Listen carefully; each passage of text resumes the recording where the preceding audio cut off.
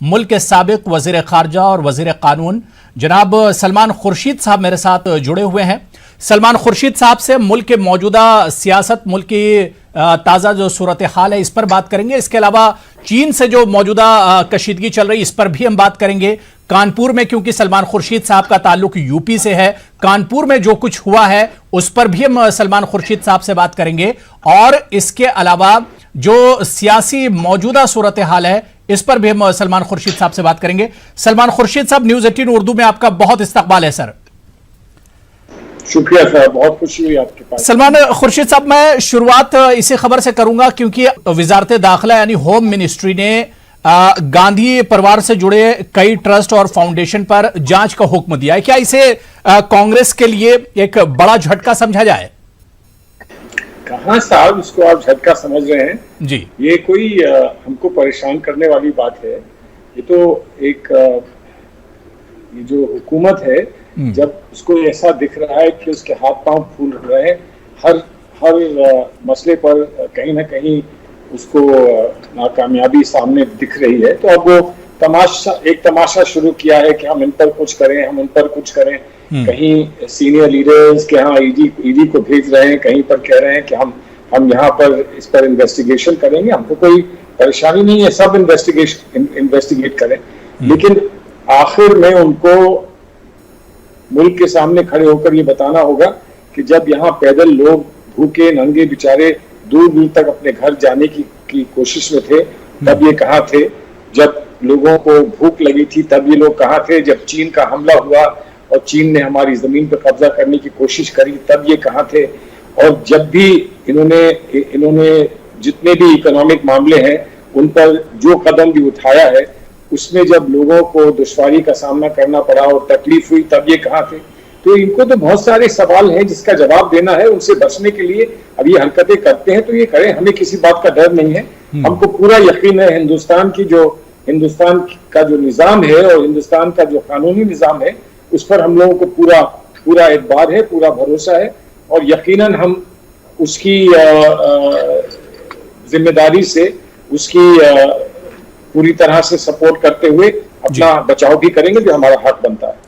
यानी सलमान खुर्शीद साहब, आप मानते हैं कि जिस तरह से गांधी परिवार चीन के मामले पर, खासतौर से सोनिया गांधी जी की हम बात करें, राहुल गांधी की बात करें, प्रियंका गांधी जी की बात करें, जिस तरह से ये लोग निकल कर आए थे, सरकार से लगातार सवाल पूछ रहे थे चीन के मामले पर, आज जिस जांच की और जिस फंडिंग की बात की जा रही, ये कहीं ना कहीं उसी की देन है, उसी का शाखसाना है। देखिए, वो सिर्फ चीन का ही अलग मसला नहीं है, हर जगह पर सवाल उठेगा और उठ रहा है। अगर लोग खौफ में हैं इस मुल्क में, और पार्टीज खौफ में हैं, या किसी वजह से भारतीय जनता पार्टी के पीछे छुपी हुई है, तो वो अलग बात है। किसी की कोई दुखती रग है इसलिए वो बोल नहीं पा रहा है, तो वो अलग बात है। लेकिन हमें किसी का ना डर है, ना किसी का खौफ है, और जो हम समझते हैं कि हमारी जिम्मेदारी है, उसकी पूरी तरह से उसको हम निभाएंगे। बिल्कुल। लेकिन चीन की अगर सलमान खुर्शीद साहब हम बात करते हैं, कुछ दिनों पहले का ही आपका बयान है कि अपोजिशन को एक तरह से भरोसे में सरकार ने नहीं लिया चीन के मामले पर, क्योंकि बहुत बड़ा मामला था और जाहिर सी बात है ये चैलेंज पूरे हिंदुस्तान के लिए था, सिर्फ बीजेपी सरकार के लिए या मरकजी सरकार के लिए नहीं, उसमें पूरे मुल्क के लिए एक बहुत बड़ा चैलेंज था चाइना। तो कहीं ना कहीं जिस तरह से आपने कहा कि जो मेन अपोजिशन है कांग्रेस, उसे भरोसे में सरकार ने नहीं लिया। यकीनन नहीं लिया। और देखिए, हम जब कह रहे हैं बार बार कि जब भी मुल्क पर खतरा ऐसा आता है तो हम हुकूमत के साथ खड़े रहते हैं, हुकूमत के साथ खड़े रहेंगे। और जब हम हुकूमत के साथ खड़े हैं तो क्या ये हमारा इतना हक नहीं बनता कि हुकूमत कम से कम सच्चाई हमको बता दे, जो भी हकीकत है वो हमारे सामने रखे, चाहे अगर कोशिश अगर उसको मजबूरी है तो वो बंद कमरे में बता दे। ऐसा नहीं है कि हर चीज को एलानिया बताया जाता है, बंद कमरे में बता दे। आखिर हम लोग हुकूमत में बहुत साल रहे हैं, हमको भी कुछ अंदाजा है कि कितनी बात जो है वो वाजे करी जाती है, कितनी बात जो है पब्लिक में लाई जाती है, कितनी बात खुफिया रखी जाती है, हमको अच्छा अंदाजा है। लेकिन कहीं ना कहीं कुछ तो बताना होगा कि ये बता दें, वो ये सिर्फ कह दें कि अब आपका कोई इससे कोई हक नहीं बनता कि आपको हम कुछ बताएं, बस सिर्फ आप यस सर करते रहिए। ऐसे कैसे हो सकता है जमहूरियत में? बिल्कुल, लेकिन सलमान खुर्शीद साहब, एक तरफ तो अपोजिशन या कांग्रेस या राहुल गांधी जी लगातार सरकार से सवाल कर रहे थे, ट्वीट कर रहे थे, लेकिन दूसरी तरफ हमने देखा कि सरकार राहुल गांधी जी के बयान या अपोजिशन के बयान को बिल्कुल रद्द कर दे रही थी और बार बार कह रही थी कि मुल्क के सामने मुश्किल है, मुल्क के सामने खतरा है, एक बड़ा चैलेंज है और अपोजिशन सियासत कर रहा है। यही बयान होता था बार बार सरकार का।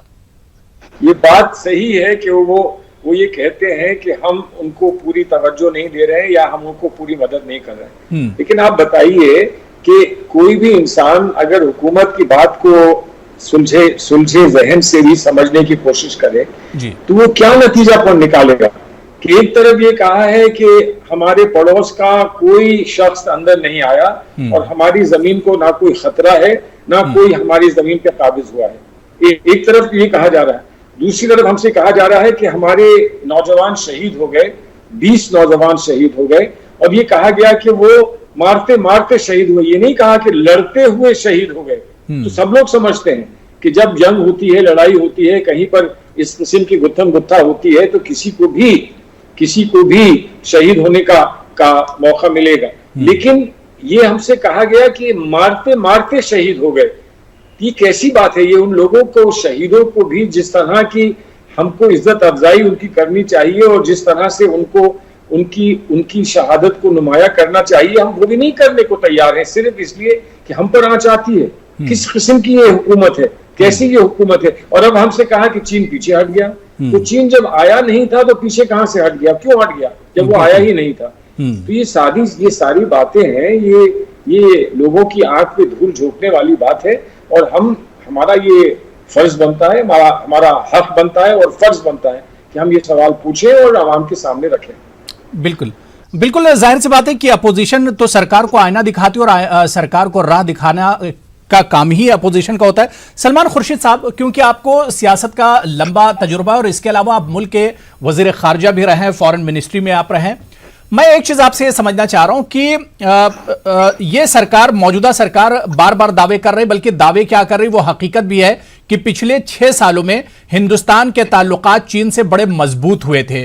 पिछले 6 सालों में पीएम नरेंद्र मोदी और चीन की जो लीडरशिप है उनके दरमियान 16, 17 या 18 बार मुलाकातें होती हैं। आखिर अचानक ये तनाव या रिश्तों में इतनी कड़वाहट, ये आखिर अचानक कैसे हो गया? कमी कहां पर रह जाती है? आप ये क्यों कह रहे हैं कि अचानक हो गया? जी, ये नहीं है। ये भी तो मुमकिन है कि इनको मुंगेरी लाल के सुनहरे सपने दिखाए जा रहे थे। ये भी तो मुमकिन है कि उनका मकसद कुछ और था और वो अपना मकसद पूरा करने के लिए इनसे मीठी मीठी बातें कर रहे थे, इनके साथ झूला झूल रहे थे, लेकिन उन्होंने किया वही जो वो समझते थे उनका फायदा जिस चीज में है। कहीं उन्होंने ये नहीं सोचा होगा कि आखिर इस हिंदुस्तान ने दोस्ती का हाथ बढ़ाया है तो ऐसा हम कुछ ना करें कि हिंदुस्तान को धक्का लगे।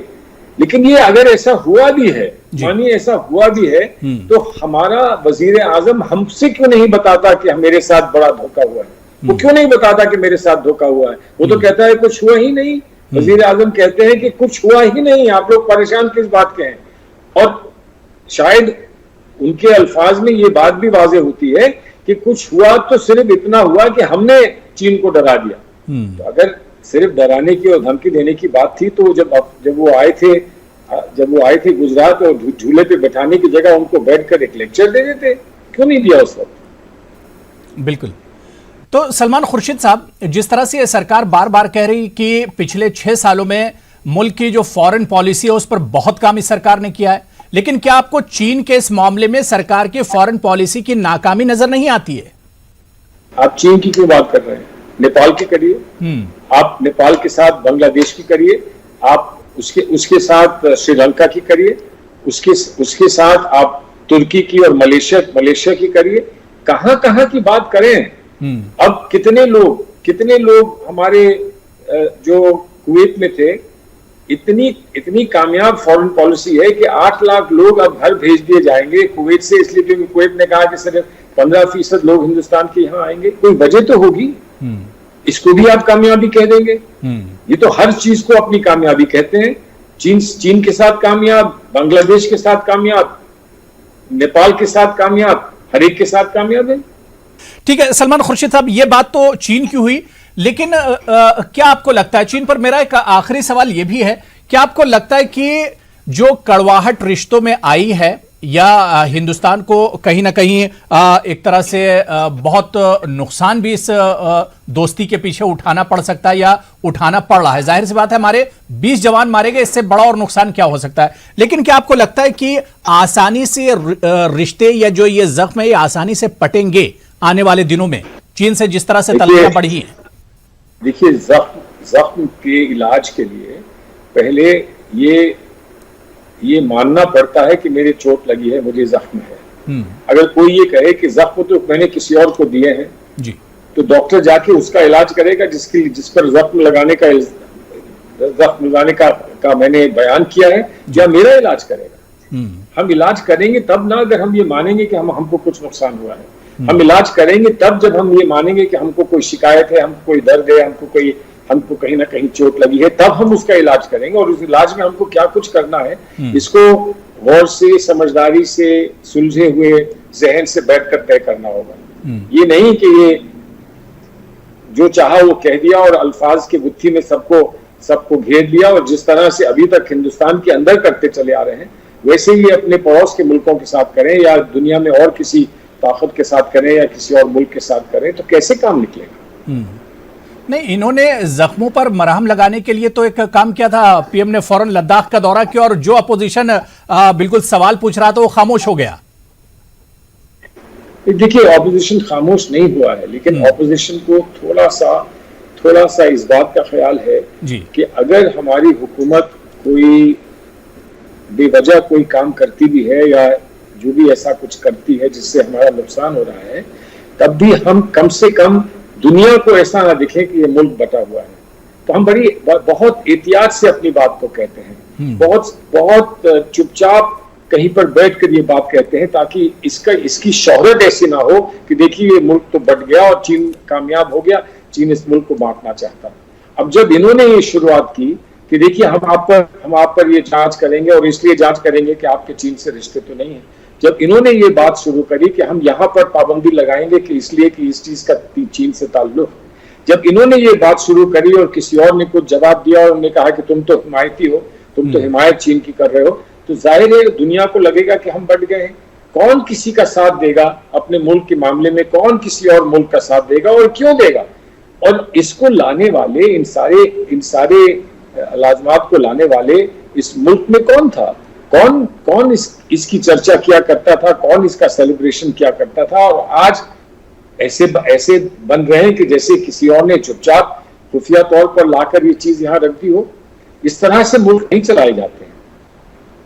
नहीं, बिल्कुल मुत्तहिद रहेंगे तो मजबूत रहेंगे और एक अच्छा पैगाम भी हमारे मुल्क से अपने पड़ोसी को जाएगा, पूरी दुनिया को एक बहुत अच्छा मैसेज जाएगा। मैं सलमान खुर्शीद साहब, क्योंकि आपका ताल्लुक यूपी से है, मैं अब यूपी की तरफ मुड़ता हूं, क्योंकि पिछले कुछ दिनों से यूपी से अच्छी खबरें नहीं आ रही। कानपुर का जो अभी मामला हुआ है, विकास दुबे इनकाउंटर मामले की अगर हम बात करें, इसमें आपका एक बयान भी सुर्खियों में है, विकास दुबे का जिस तरह से घर गिराया गया, तो आपने कहा कि यह घर गिराना एक तरह से गलत है। सवाल मेरा ये कि गलत क्या हुआ? अगर एक मुजरिम के साथ ये किया गया है, ये सलूक किया गया, तो इसमें गलती कहां है सलमान खुर्शीद साहब? चलिए आप बात सुनिए जी। कुछ कानून है इस मुल्क में। इस मुल्क में कानून है कि आप जिसको कातिल समझते हैं उसको आप बिना ट्रायल के उसको आप फांसी डाल दे सकते हैं। अगर आप एक कातिल को गोली मार दें तो क्या आपका ट्रायल नहीं होगा इस मुल्क में? ये बताइए कि बड़े बड़े खूंखार लोग गुजरे हैं जिन्होंने आधा आधा बंबई जला दिया, आधा आधा बंबई उड़ा दिया। उन लोगों के घर गिराए गए थे? और जब कहीं पर वारदात होती है तो सबसे पहले उस जगह को बिल्कुल महफूज रखा जाता है, इसलिए कि उस जगह में एविडेंस होती है। तो ये कोई एविडेंस कोई छुपाना चाह रहा था क्या? और नामाकूल लोग जो ये कहें कि आपने ये कहा कि ये गलत हुआ, इसका मतलब आप हिमायत कर रहे हैं उस शख्स की जिसने पुलिस के लोगों को इस तरह से बेदर्दी से मारा है, तो वो नामाकूल भी है। और मैं मानता हूं कहीं ना कहीं वो मिले भी हैं शायद, क्योंकि वो ये चाहते हैं कि बात साफ गोही से कोई कहे ना और सच्चाई सामने आए ना। पहले घर को ढा दो ताकि पता ही नहीं चले कि किसने कहां से क्या किया और क्या हुआ। आप जानते हैं पंचनामा क्या होता है?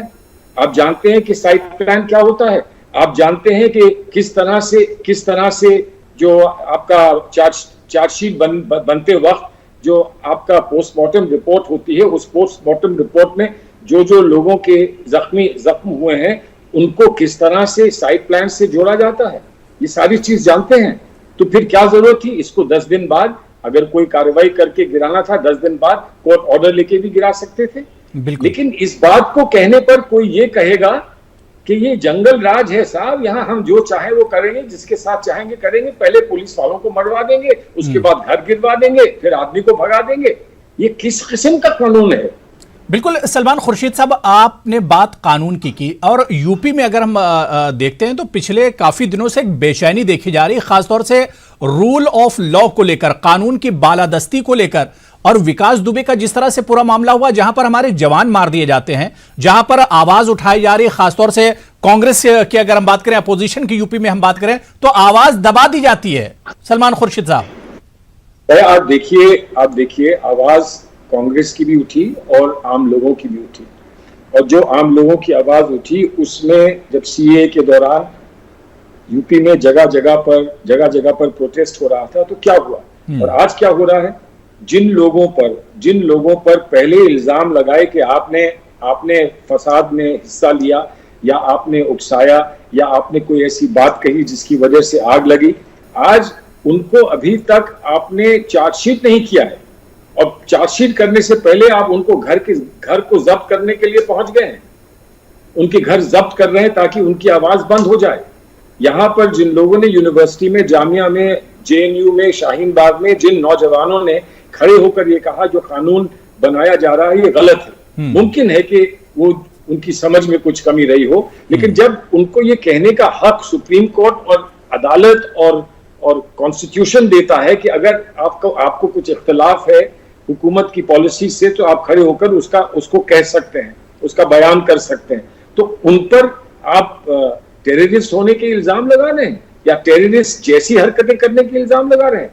तो अगर ये मुंह बंद करने वाली बात नहीं है, अगर ये लोगों को कुचलने वाली बात नहीं, तो आखिर ये क्या है?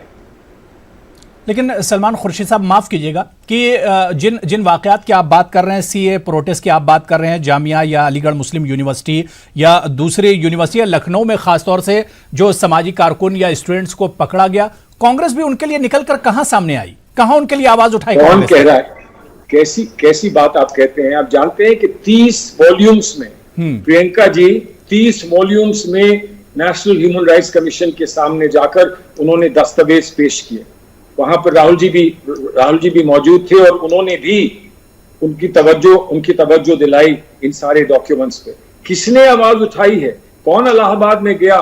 किसने खड़े होकर आवाज उठाई? मुझे बता दीजिए एक किसी पार्टी का एक शख्स हो जिसने ये कहा हो कि जो हो रहा है वो गलत हो रहा है। इंडिया गेट पर जाकर कौन बैठा था? क्या प्रियंका गांधी जी नहीं जाके बैठी थी इंडिया गेट पर जब दिल्ली में ये मसला खड़ा हुआ था पहली दफा और पुलिस पर मार्च के खिलाफ मार्च की थी नौजवानों ने? तो कौन वहां गया था? कौन गया था जेएनयू में? मैं गया था और चिदम्बरम गए थे और कितने और लोग गए थे कांग्रेस पार्टी के, और किसी पार्टी का एक शख्स गया हो तो आप मुझे बताएं। उसके बावजूद आप कहेंगे कांग्रेस कुछ नहीं कर रही। ठीक है सलमान खुर्शीद साहब, अब मैं कांग्रेस की तरफ आता हूं, कांग्रेस की लीडरशिप की तरफ आता हूं। एक लंबे वक्त से इंतजार किया जा रहा है जब से राहुल गांधी जी ने अपना ओहदा छोड़ा है और सोनिया गांधी जी कारगुजार सदर हैं। कब तक उम्मीद की जाए? क्या लगता है कि कांग्रेस को मुकम्मल लीडरशिप कब तक मिलेगी?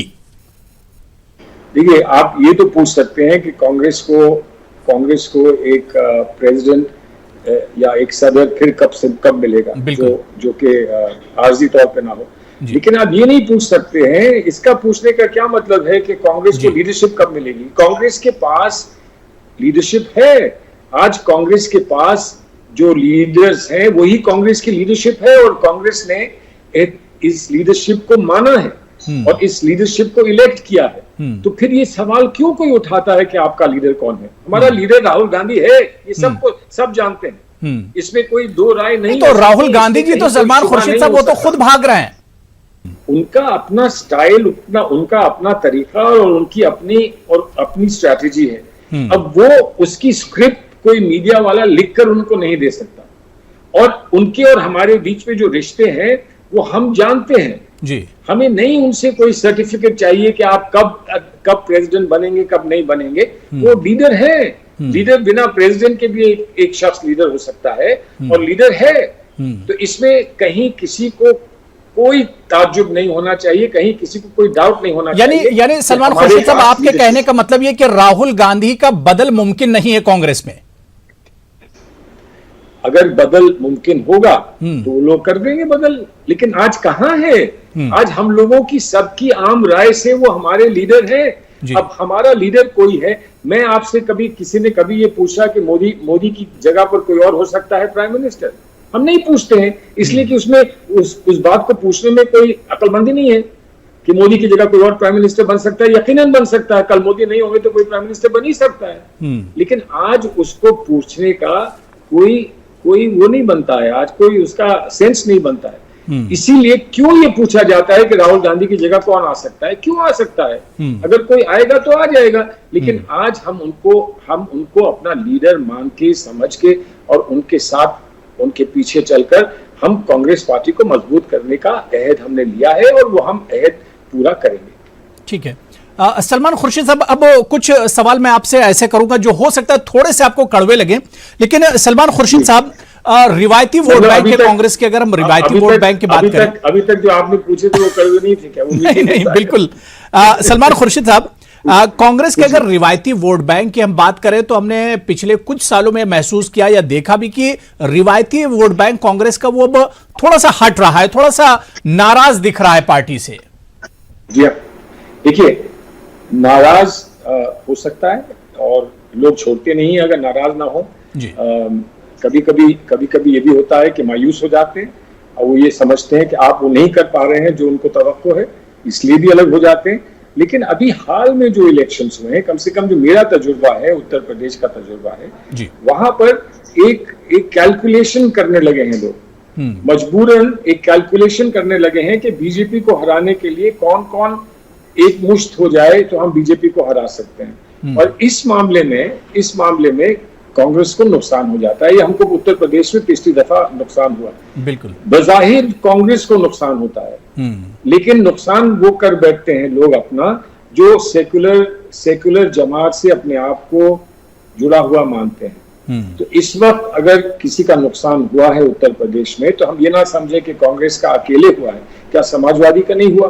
क्या बीएसपी का नहीं हुआ? दोनों का नुकसान हुआ है। और इलेक्शन के बाद तो शायद और ज्यादा नुकसान हुआ है कि लोगों ने दोनों की तरफ देखकर ये कहना शुरू कर दिया है कि अब इनके बस की नहीं है, अब इनके बस की नहीं है। तो इसलिए ये तो हम लोगों को सबको थोड़ा समझदारी के साथ आगे के मामलों को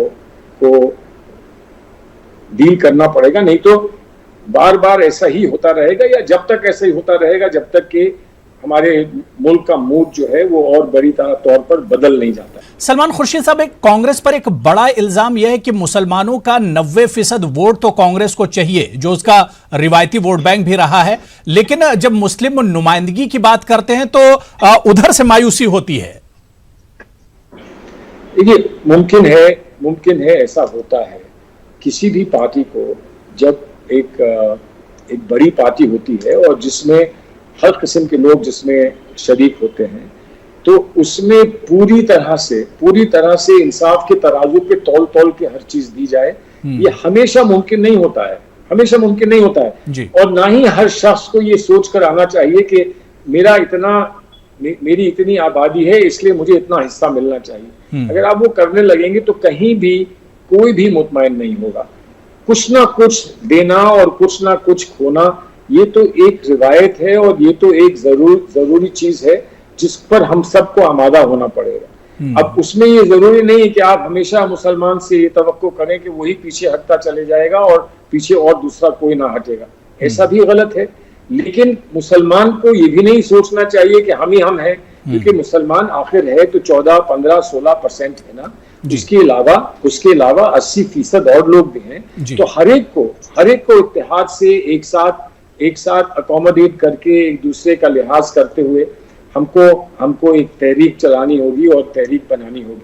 इल्जाम ये लगता है कि आप तो सिर्फ मुसलमानों की राय को नुमाया कर रहे हैं, वो ऐसा नहीं है। मुसलमानों का जो हक बनता है वही हक और लोगों का भी बनता है। इसीलिए हमने अपने जमाने में यूपीए 2 में हमने इक्वल अपॉर्चुनिटी कमीशन, यानी कि सब लोगों को बराबर का हिस्सा सोसाइटी में, समाज में मिल सके, इसके लिए एक नया निजाम बनाने की कोशिश की थी।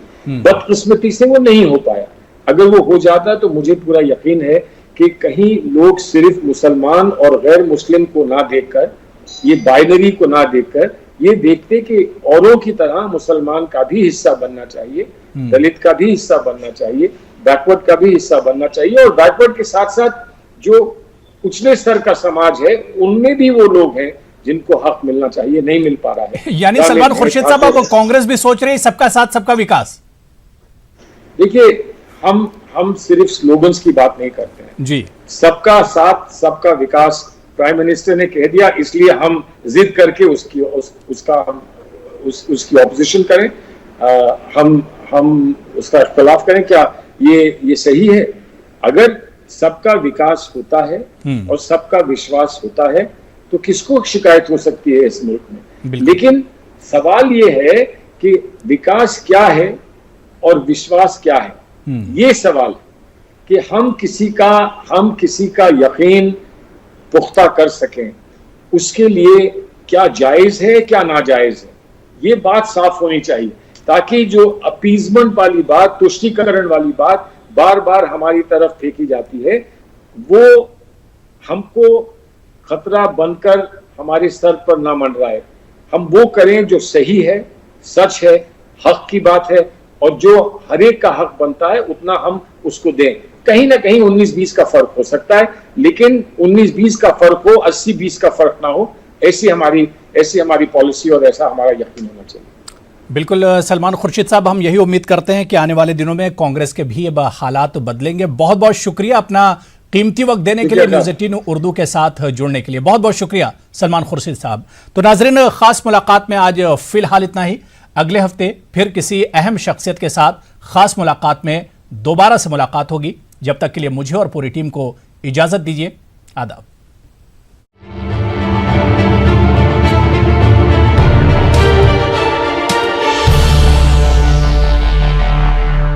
हम सब चाहते हैं कि अगर कोई बीमारी हो